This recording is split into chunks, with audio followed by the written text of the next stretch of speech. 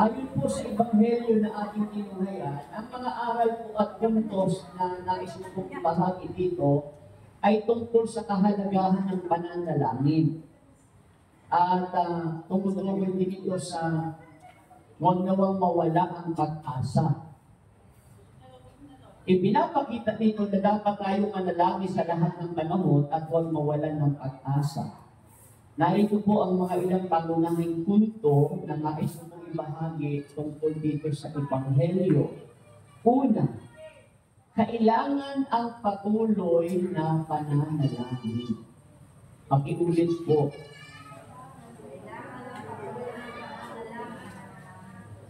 Yung continuous prayer is needed. Kailangan natin na yung panalangin ay hindi pangkaraniwang panalangin, kundi panalangin nagpapatuloy. At dapat natin unawain ito. Sa Hebrew chapter 11, verse 6, sino man ang lumalapit sa Diyos ay dapat naniwalang may Diyos. Hindi siguro maaaring mangyari ang pagpapatuloy sa pananalangin kung hindi mo kilala ang Diyos. So dapat dito ka lang kilala natin siya.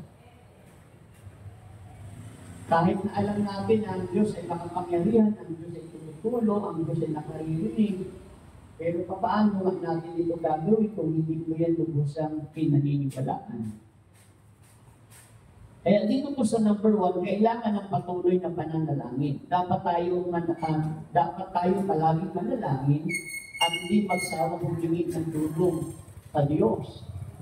Sabi nga po dyan sa verse 1, isinaysay ni Jesus ang isang talinhaga kung pagtuturo sa kanila na dapat silang manalangin lagi at huwag manghinawa.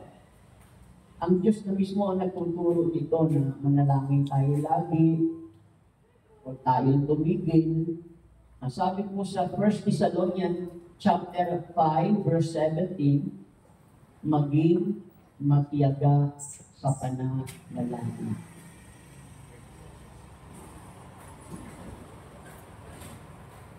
Doon lang.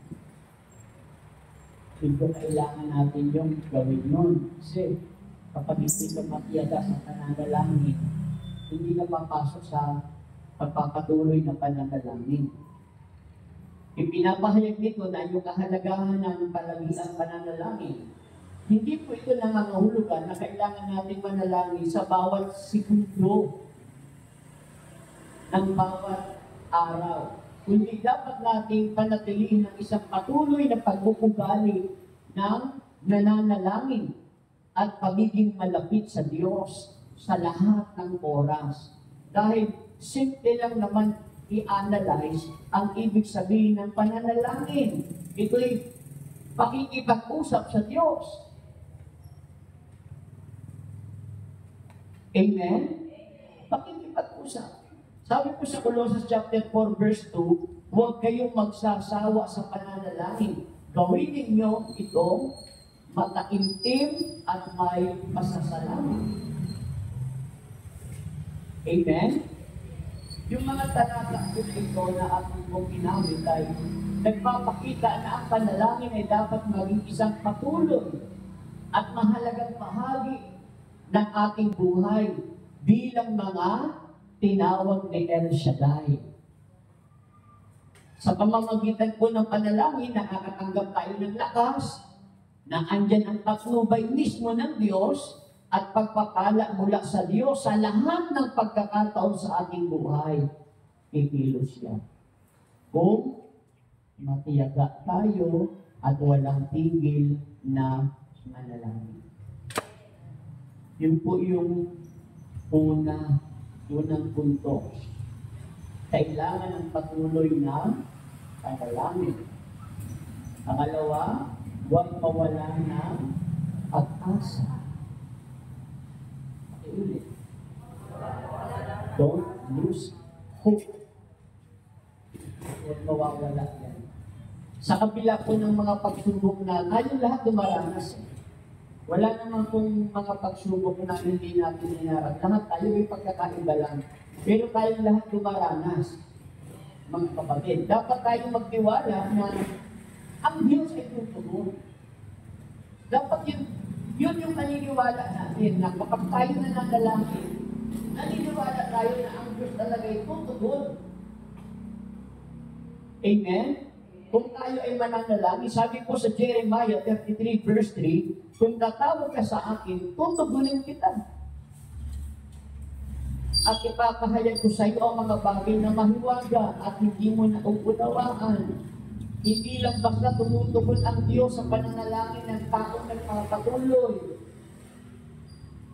Ipinauunawa pa ng Diyos ang lahat ng bagay. Kaya ang sinasabi ng Diyos na huwag tayo mawala ng pag-asa. Amen? Alam natin yan. Di ba sabi ng kanta?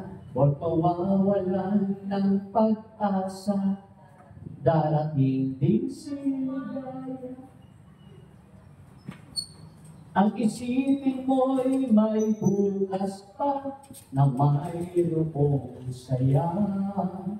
Kabigo ay hindi hadlang upang lumaban ka. Huwag kang iiwas pag nabibigo, dapat na yun ang may pag-asa. Kasi hindi po mangyayari ang patuloy na pakikipaglaban sa buhay kung wala ang pag-asa. Huwag tayo mawala ng pag-asa. Meron tayong Diyos. Aniwala po kayo. Kahit ano yung tigas ng ulo at pag-ugali ng tao, kayong pagbuhin yan. Magtiwala ka.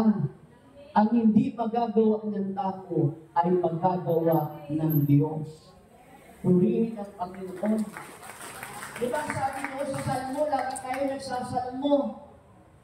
Yung verse 15, pag sila'y tumawag, laging handa ako na sila'y pakinggan. Aking sasamahan.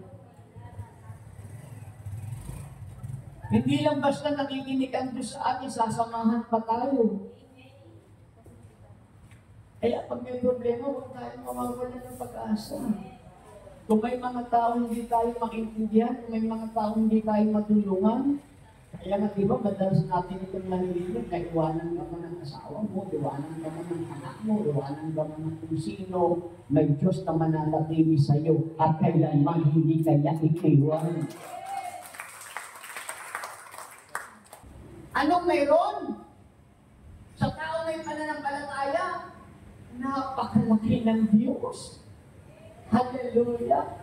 Sa taong may pananampalataya, ang bagay na di magagawa ng tao, may Diyos na gagawa nito.